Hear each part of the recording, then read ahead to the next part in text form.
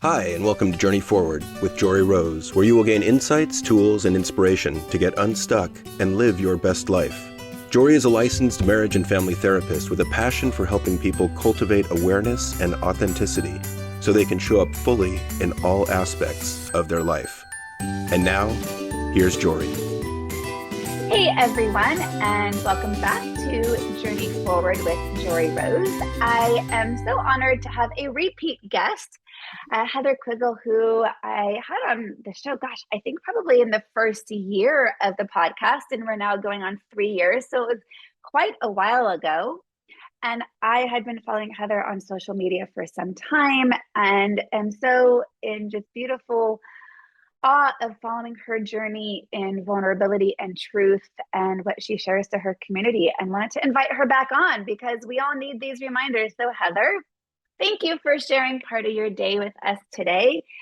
And please introduce, or for those who remember the second or the first episode, reintroduce yourself and share how you're showing up now in your journey.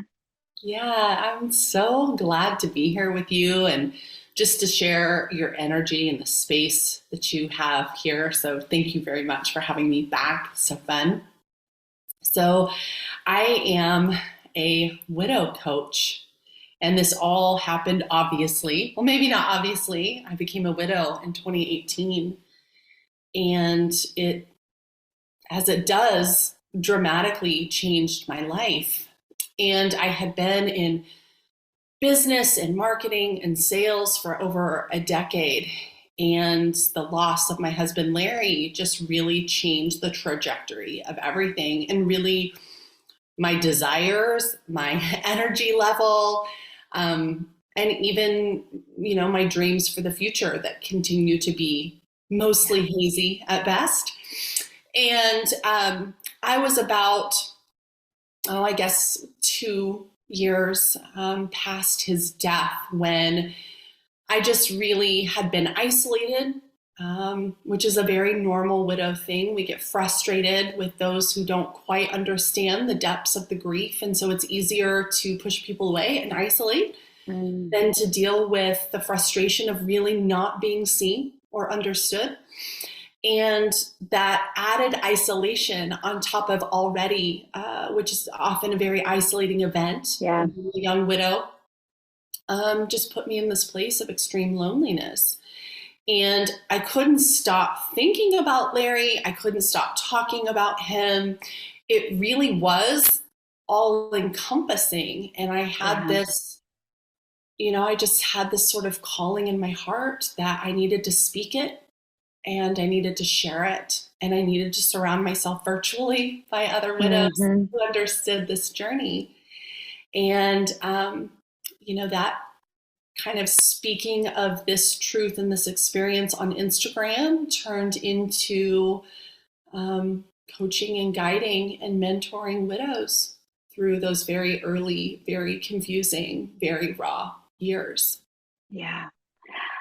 It's such a vulnerable space to be in, to put ourselves out there, right? In any capacity in our lives, and especially on social media where it feels like a one-sided relationship. But it sounds like from what you said that it became a reciprocity in what you were probably receiving back from the community that you began to then serve. Oh, hands down. And I tell my widows this all the time, like, I really started to heal and understand my own grief simply from the feedback I was getting from them in social media. So what may seem like one-sided. Yeah. As a coach, and you probably experienced this too, Jory, I know I'm in a good, healthy mentoring relationship when I, as the coach, am learning as much, if not more, than the person I'm working with. And I have really found that to be true in my pursuit and my use of the Instagram app, but also in my coaching. And the widows that come into my space, come into my program, sit with me, like we are today over Zoom virtually. Right. I have learned so much about the depths of grief, and not just in my own frame, not only in my own experience, but how, it touches individuals, and it helps me have a lot more compassion. It helps me Right. be a lot more patient with myself. Mm-hmm. And it ultimately helps me heal for myself and my kids. Yeah. And how old are your kids now? Well, I feel like I can't even say I have kids. Like I've got these like young adults. And they all still live under my roof. I've got a 20-year-old college student. I have an 18-year-old high school senior and a 14-year-old who just started her freshman year. Aw, yeah, you do have little humans. Yes, I have little walking leaders of tomorrow. Aw, that's what we're going to call our kids now. Yes, yes. I've got little walking leaders of tomorrow living under my roof. And I'm kind of tired of living with these older children, young adults. Like it's time for them to have their own home. Yeah. They can Yeah. take care of theirs how they want. I'm ready to take care of mine how I want. Yes. Yeah. Well, that's honest, right? You're nothing if not honest. Well, I'm And, trying. as you were talking about learning about your own grief, Yeah. there's so much. And for people who are listening, can you give a specific or broad definition of grief? Because I think grief is a very misunderstood experience. It's more than an emotion, right? Mm-hmm. It's an experience. And from what I see as a therapist, people confuse the words grief and sadness. Mm-hmm. So I'm wondering what you can speak to just as a starting point. So as we move forward in our conversation, people are clear on, when you say grief, here's what I mean by grief. Oh, yeah. Yeah, this is so good. And it's a different thing, grief versus sadness versus suffering. Mm-hmm. And I think a lot of times when people hear the word grief, especially non-grievers, they're expecting the suffering aspect, right? And so your normal everyday, I've never really lost anybody damn important. When you hear grief, you're expecting to see the very present physical experience of mourning, the crying, the wailing, the inability to sort of function through life. Yeah. And grief is interesting because I have a hard time defining it, because it changes, it transforms. And each griever has the ability to choose in many ways how they want their grief to be carried as they go through the experience. And so when I say grief, it is the experience, and I mean the experience, physical, mental, spiritual, emotional experience of having lost somebody damn important, and every symptom that goes into that. And it's very much like a new coat. It's very much a new identity. It's very much layered on top of every fiber of your being. There is nothing in your life that isn't caked in the grief that you're carrying in this moment, which again can be transformed. Grief can be very dark, and it can be very painful. It can be what we know it to be: the mourning, the crying, the sadness, the depression. But grief can also be full of love and gratitude and an intense depth of compassion, because you carry that grief and know what it means. Yeah. The whole reason we have grief, Jory, is because I loved a man named Larry Quisel. Yeah. I loved him with everything, and it is the last connection I have to him here on this planet. Yeah. I have his memories, I have those feelings, but the physical connection that I have to him is what grief is. It's so powerful. And I wonder where women who you work with, mostly with women, is that what you said, women widows? Yes. Are they afraid to stop grieving, feeling that if they no longer are in that experience of grief, I now no longer have connection to my partner who I miss and love? For sure. Yeah. We all go through an aspect of that. Yeah. For sure. Because if I'm not crying and sad, will you think I didn't love him enough? Does that mean I didn't love him enough? If I didn't cry when I was told he was dead, did I even love him? Like all of these, thoughts, these fears, these doubts, these insecurities come to the surface. Yeah. And, I'll never forget, sitting in my own grief counselor's office. And I cannot remember the question, but I was like, the minute I stopped talking about him, he's gone, like gone. And it has become my responsibility to keep him alive, in spirit. I'm in charge of that. I married him. Right. He is now through me. And if I don't speak about him, was he ever here? Did he ever matter? Who am I without having him to speak? Well, what you're naming legacy. Yes. Yeah. Yeah. It's, one of the things that's coming to my mind are rituals of grief. Yeah. And I'm a huge believer in the power of ritual. And I think there's so many different ways we can enter into experiences of ritual, whether it's, your religious rituals, cycle of the seasons rituals, even morning to night rituals, right? There's so many opportunities to experience and connect around ritual. And I'm Jewish, and we have very specific rituals around grief and death. And I've always really valued that here's the script for the first 10 days of what to do, because I imagine that there's such a loss of how do I even grieve right now? Like, I don't even actually know what to do. Yes. And I also know from experience of seeing grief that the true grieving actually begins after Shiva, which is the 10 days of mourning, because we now have no more script. So now what?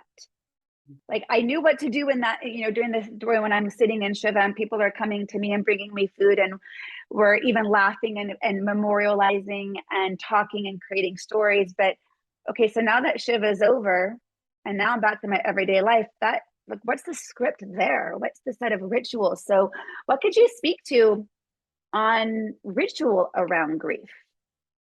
Well, we just don't have one. Right. Yeah. We just don't have one.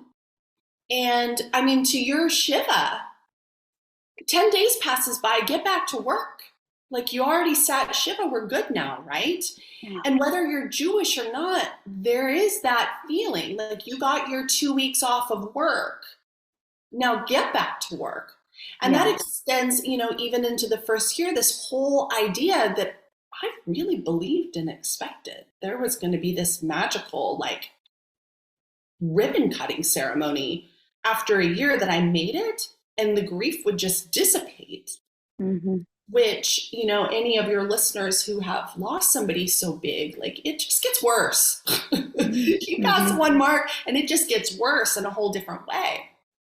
And so this ritual aspect, this has been actually, I don't know that I've used this word, but there is such this seeking of routine that is so necessary, because a really monumental loss steals your world as you know it.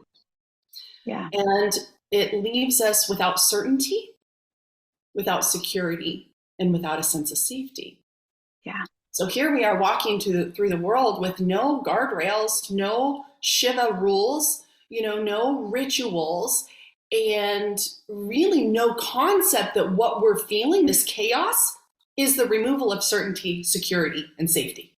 Right? And then we could take it that next step, that we had the perception that we had control and safety and security, right? I mean, to kind of, even when, taking it out of personal loss and grief and on a cultural societal level, COVID was a huge example of grief, right? We had a loss as a whole humanity. I think it's powerful that this is the only modern experience that every single person on this planet say we were a part of. No one was not present during COVID, right? To understand this shared experience.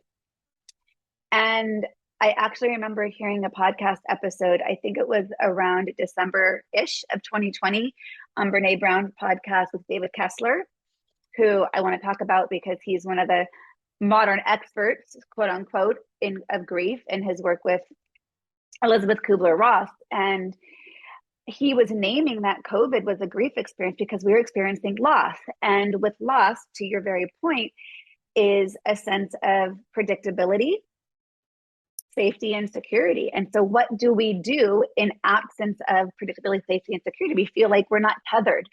We feel like we're flailing. We feel that, what do I have to hold on to if it wasn't what I could predict? Well, the truth is, tomorrow was never a guarantee. What could we ever predict? It was just a perception of safety, a perception of prediction, being able to have that predictability. Yeah, absolutely. And this is, why faith, people have faith. Yeah. Because when you realize you're not in control and that a human life can just stop existing and you don't get any say in that, what do you have then if you don't have faith? Yeah. But then your faith is always tested too, because dude, God, we checked all the boxes. Right. We did all the things. Why are you punished, right? And so, and faith for many people is that set of rituals that we really don't have in many other places in our culture. Yeah. Yeah. When I heard that Elizabeth Kubler-Ross's, the On Grief and Grieving, I think that's what so many people start to look at and don't understand, that her first book was really about for those who were dying, not for those who experienced someone having died. And that's where her work with David Kessler came in, and what it was like to grieve someone who had passed and those stages. And of the 5 stages, the last is acceptance.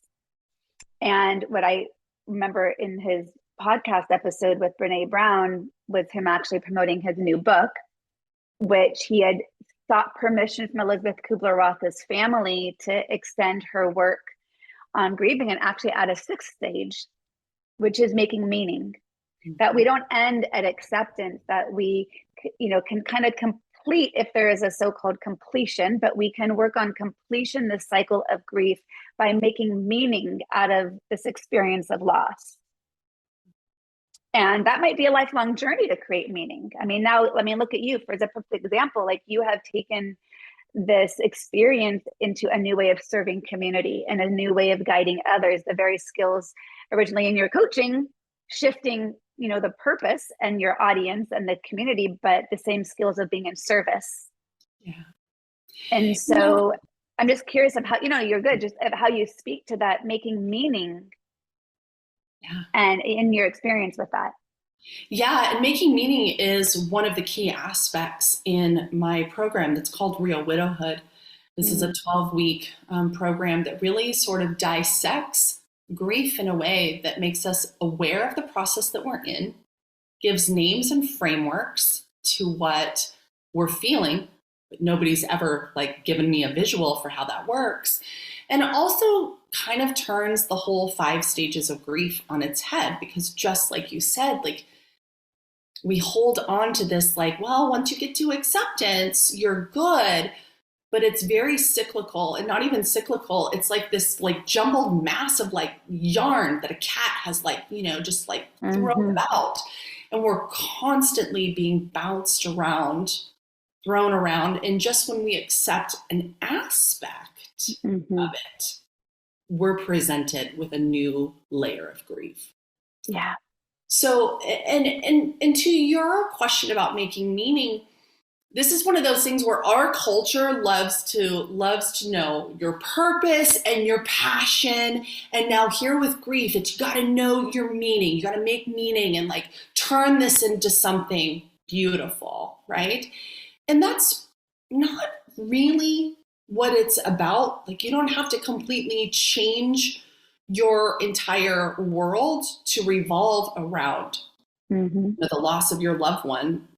The loss has done that itself, but it's redefining and reimagining every aspect of your life. And this is where that transformation of grief from the suffering and dark aspect to something that feels good, that something feels like love, that something that feels like I can carry this. That's where the meaning is. And it can be as simple as I planted a tree in the backyard so that I am reminded that he is here and he is renewed every year. The seasons change, life, whatever that meaning is you attach to, even the stick of deodorant of his that you still carry in the glove box. There's meaning. I love how you're differentiating meaning from it having to be purpose and action. I think that's such a beautiful distinction. And I'm so glad you named that, because whatever you create meaning to mean, for lack of sounding redundant. That's exactly what it is, Jory. And the way you said it really cleans up what I'm trying to say. We get to make meaning of everything. He died because I'm being punished by God, versus I'm going to attach a different meaning to it. He died and it's terrible and I can't change it, but there's still a God that loves me and I still have him to lean on, right? Or, whatever that is, my child is acting out because his dad is dead, versus my child is struggling.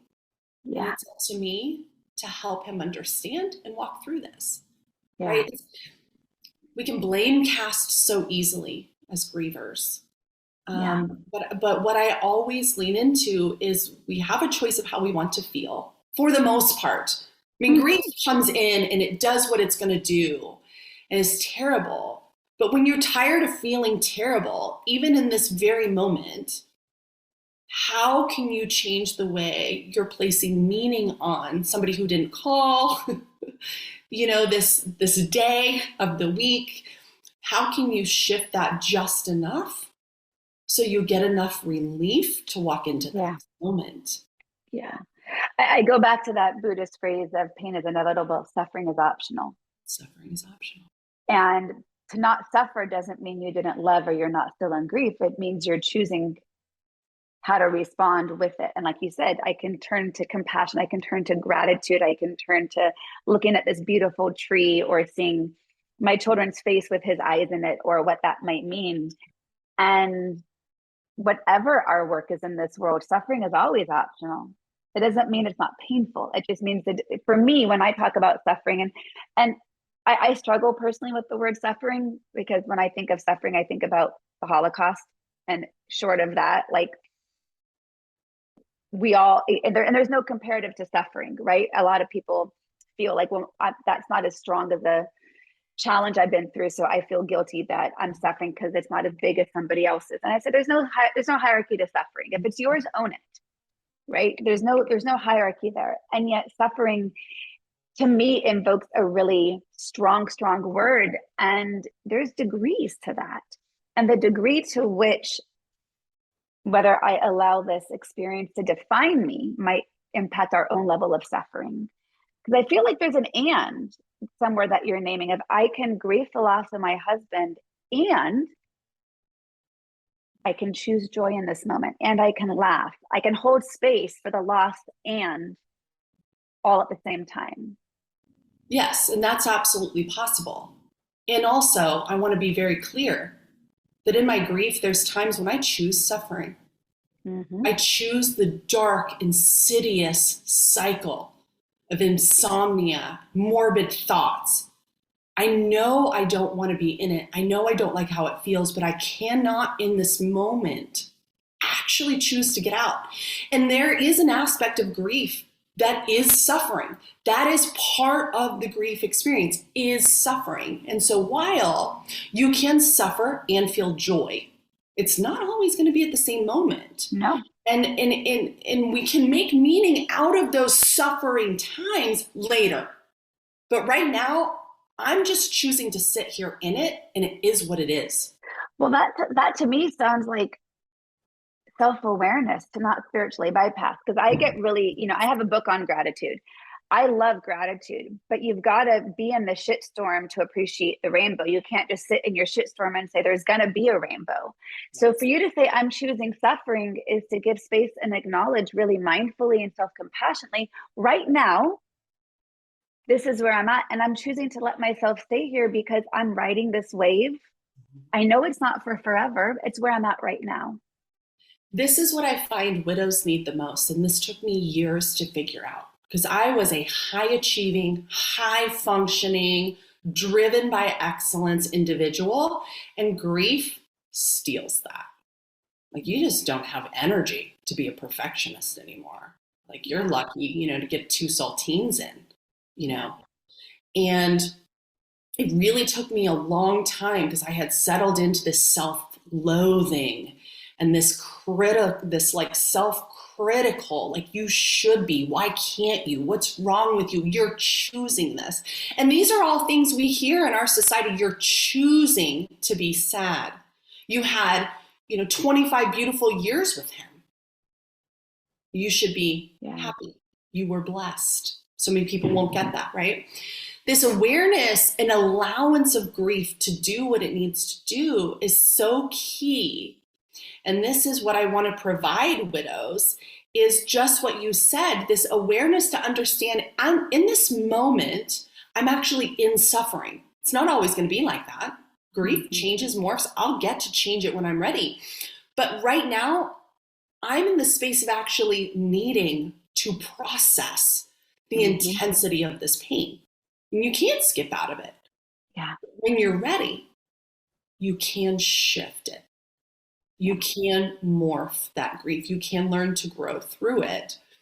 But it's not like this, you just like come out of the grief womb like this enlightened, I know how to make meaning of all my grief being. It's, you got to go through the depths and sit in the whale's belly for far longer than you ever imagined.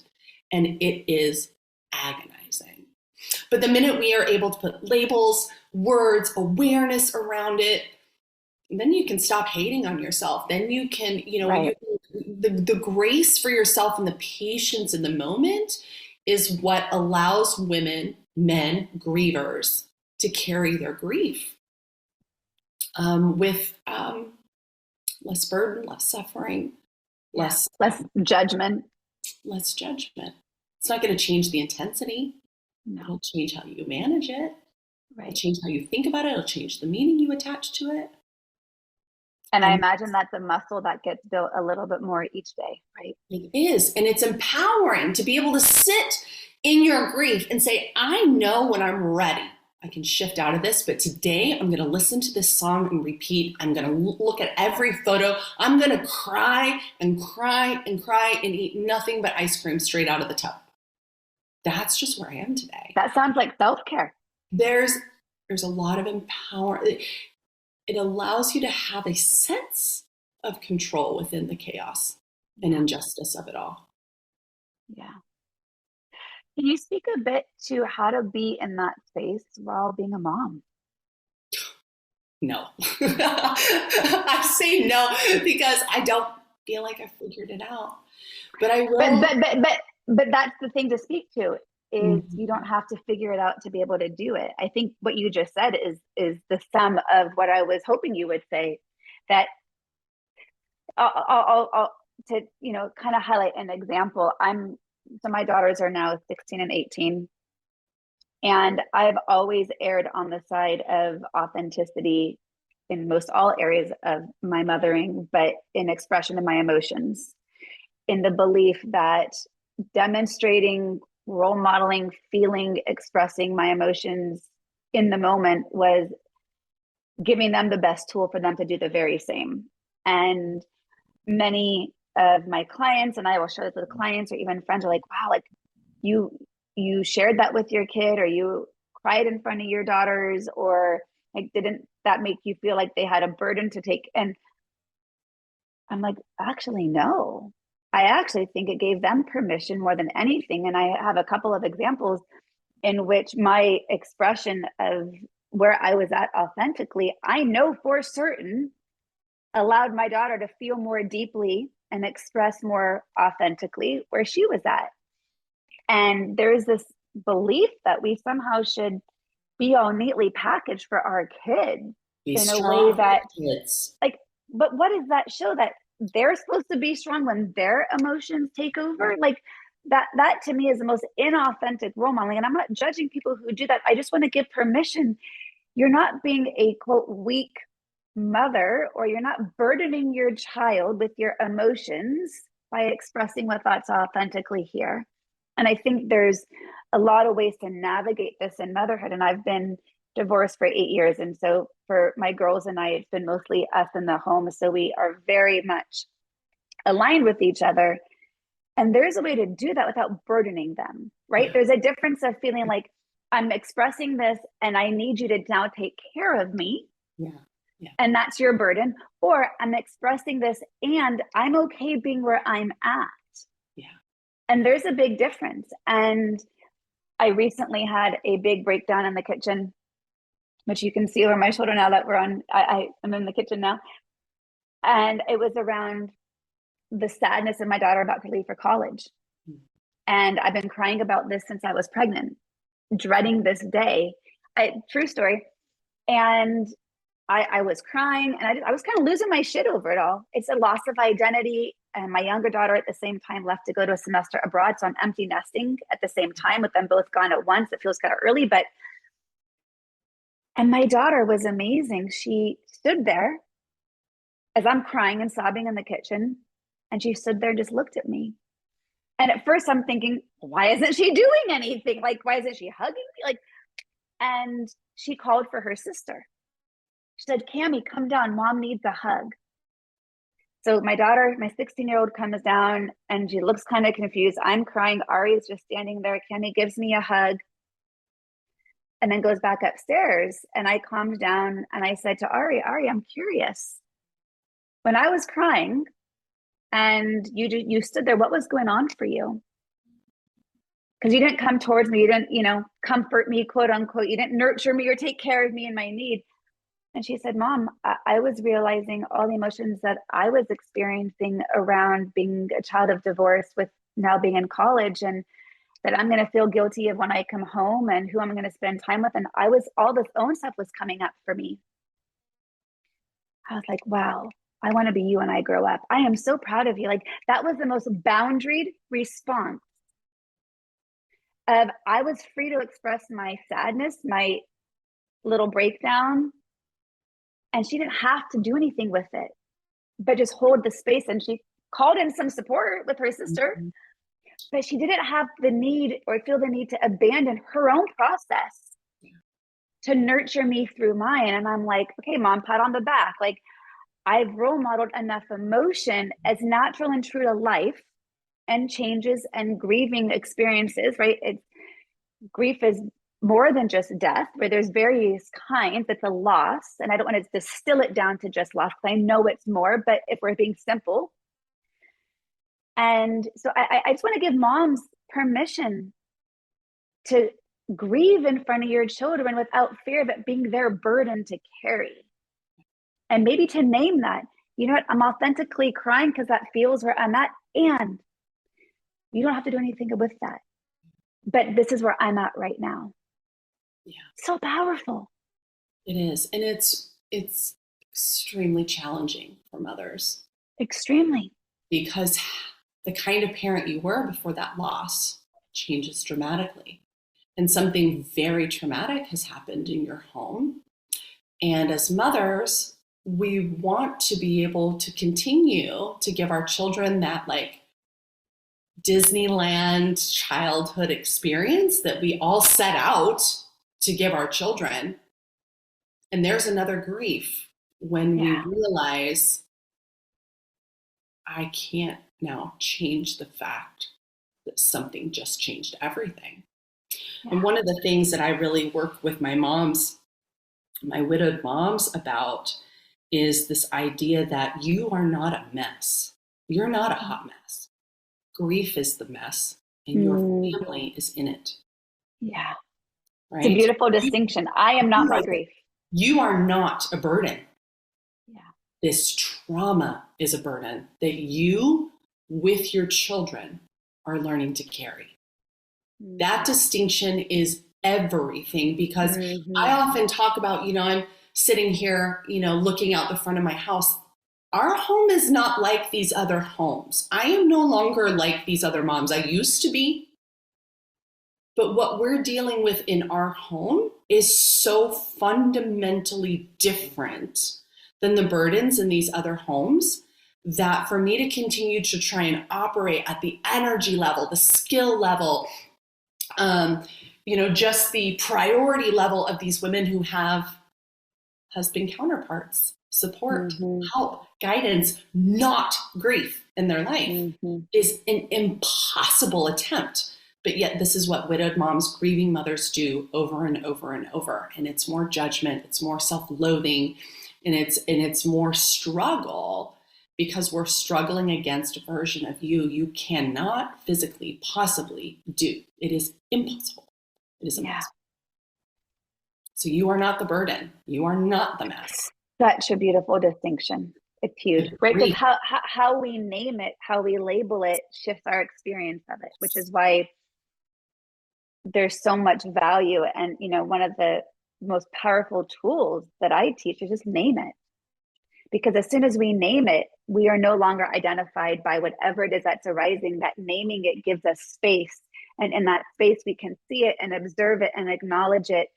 But there's the space in between. And it detach from a meaning that does not fit. Yeah.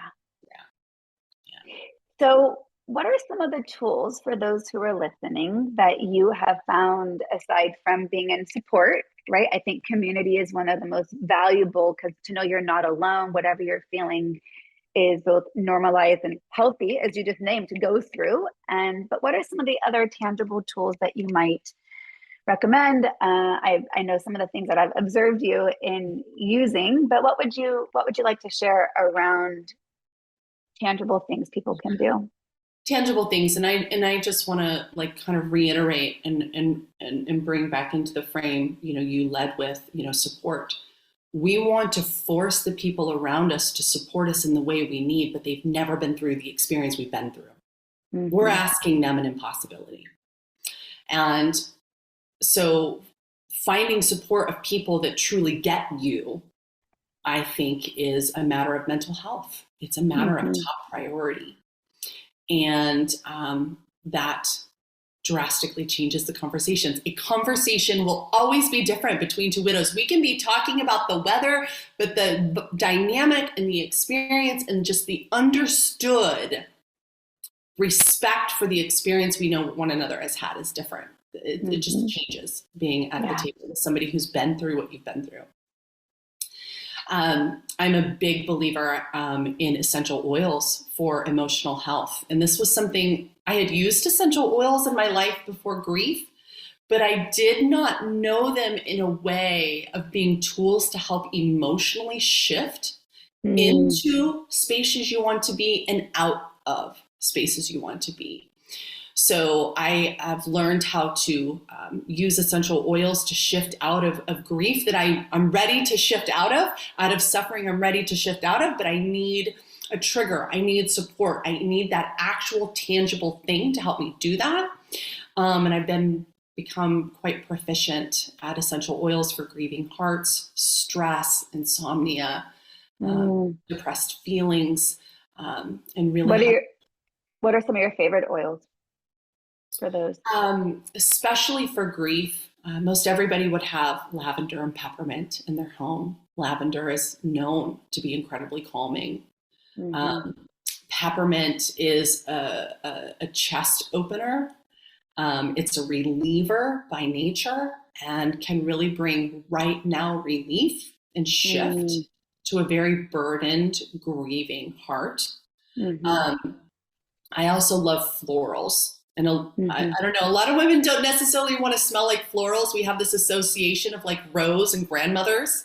But florals are filled with compassion and beauty and purity. And we lose this in grief. Grief robs you of your femininity, of your patience, of your compassion, even closes our heart to love.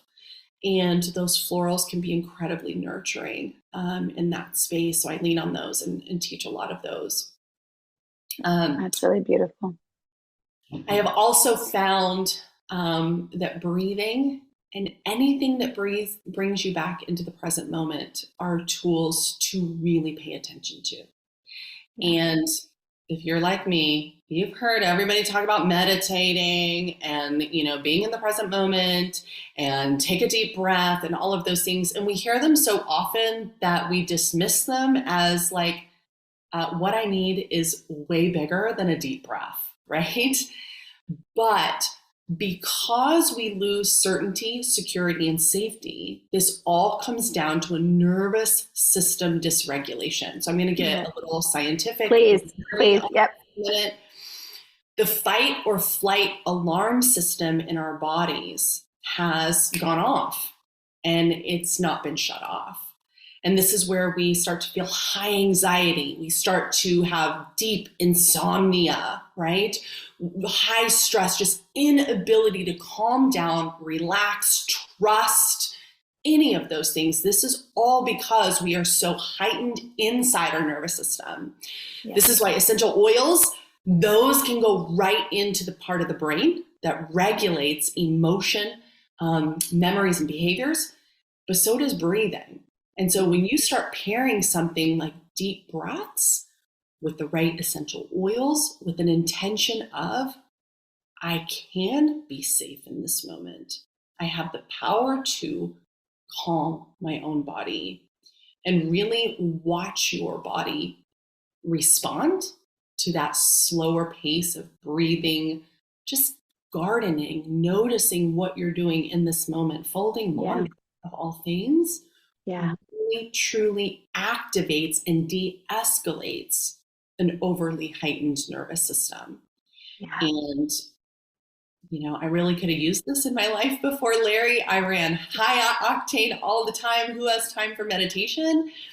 But it's really not even about meditating. It's about paying attention to your nervous system and how to learn how to bring it down. It's regulation. Mm-hmm. And when you're in a state of dysregulation, to know the resources to get you regulated. Because if you use that language, everything you just named is at the very core of what I teach. And even the language in which you name it is going to impact your experience of what we just said. So if you can recognize, my system needs regulation right now, we can take off the judgment of what's wrong with me that I can't regulate right now. This isn't about you. It's not personal. This is the way your brain was wired. Yes. For self-protection. And even if you don't think taking a deep breath will work, well, just know from a physiological level, it's going to do its job, even if you don't think so. So just trust doing it. You don't have to attach I'm good at this or not good at this. It's not about being good at it or not. It's about the way your brain is designed with your body and what it's going to activate or deactivate within our system. There's so much there, which I love the essential oils piece, because it can feel like, oh, well, how is that going to help? Well, you don't have to understand it to know it's going to create a benefit based on how our brain is designed, right? It's the same thing with breathing. And I love helping people dispel myths around meditation. Yeah. Because the word itself brings up so much misconception, preconception, judgment, narratives, none of which actually apply to the actual practice, which I just, I started meditating in my car when I was driving. It doesn't have to look any one which way. It's just setting an intention to focus on the inhale and exhale of your breath. Yeah. And it can begin anywhere. And what you begin to realize, if I can do that in this moment, I can do that in the next moment. If I can do that in the next moment, I can do it in the next moment. And my circumstances haven't changed, but my activation has settled. Yeah. I like to give the image of meditation being like when you've shaken a snow globe and it's just the glitter settles. And I actually, when I used to teach mindfulness meditation in schools, I would have these kids make what I called a moody jar, which was essentially making a snow globe. But as we would make them, and for those who want to make one, you get a mason jar, put water and about 2 tablespoons of glycerin. The glycerin thickens the water. And the key is to have extra fine glitter. You can't use art glitter. It's too heavy. It'll sink. But extra fine will float like fairy, like pixie dust almost. And I would have the kids label as they would put scoops of glitter in emotions they often experience. And my daughter, being my wise teacher, her middle name is actually Sage, very aptly named. When we did her moody jar, she would label it positive emotions, love, happiness, joy, not just the hard ones. And then I would use Gorilla Glue to seal up the mason jar, because I'd always say you don't want your emotions all over the floor. But the idea is when you shake up the moody jar, you shake the snow globe and everything is swirling. That's what it feels like when we're really stuck. Yeah. And the belief is it's never going to settle. Yes. And we often don't recognize it's not settling because we keep shaking the damn thing. And then we're like, why is it not settling? Yes. You're like, oh, wait, I'm actually responsible to some component of it's not settling. Like, again, back to Buddhism, there's the first dart and second dart. The first dart is what happened. The second dart is how you relate to it. And it's more of how you relate that increases the suffering. So we are often continuing to shake that moody jar and being like, it's just not settling. I just can't. I'm stuck. The practice, I'm stuck. Is to, shake it up and then observe. And as you breathe and observe, right, you create that distance, the glitter does settle. Yeah. And it's a beautiful visual. It's a beautiful visual. And what I have found is just this action of observation. Jory, you know this. We have to teach this. Yes. We haven't been taught this. What does that mean to observe it? I'm in it. Yeah. And really truly learning. And, this word suffering, you and I keep coming back to, there comes a point when you have suffered for so long that you become tired of being a person attached to the suffering. Mm-hmm. And it's in that point that you start to reach for any tool, any method, anything to help calm that chaos. First step is usually medication. This is what our culture knows.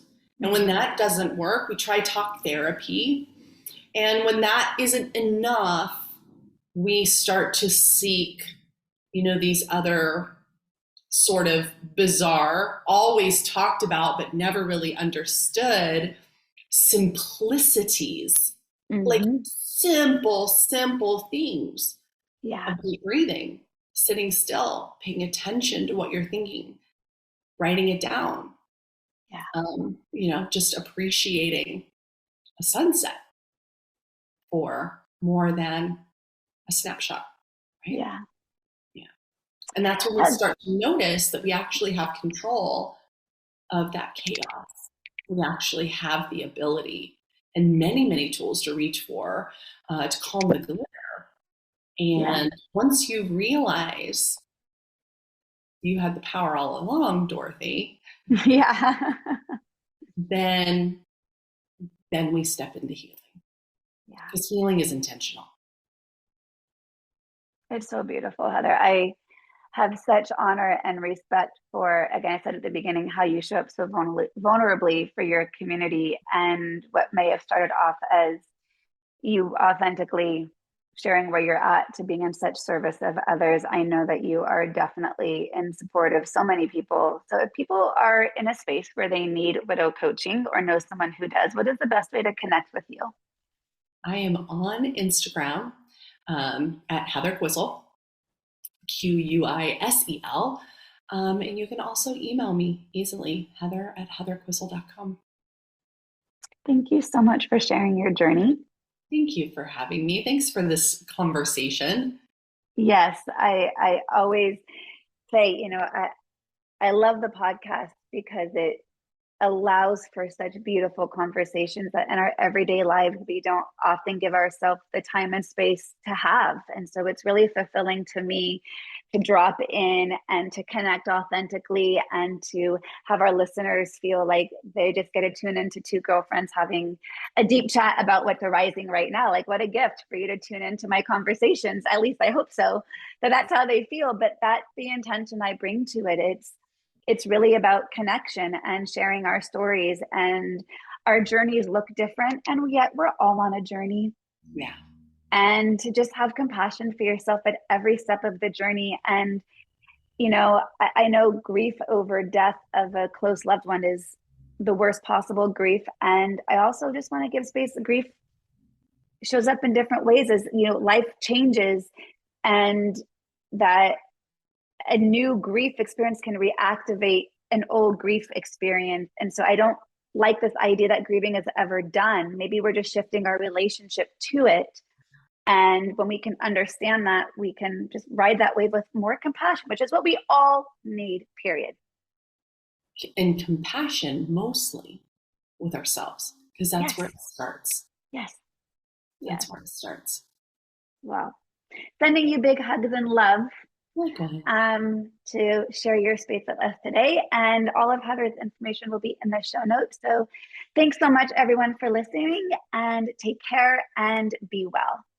To continue your journey forward, find Jory Rose on Facebook and Instagram to become part of her growing community. You can also gain access to her meditations, books, online classes, or to sign up for an upcoming retreat. Visit her at joryrose.com. That's JOREEROSE.com.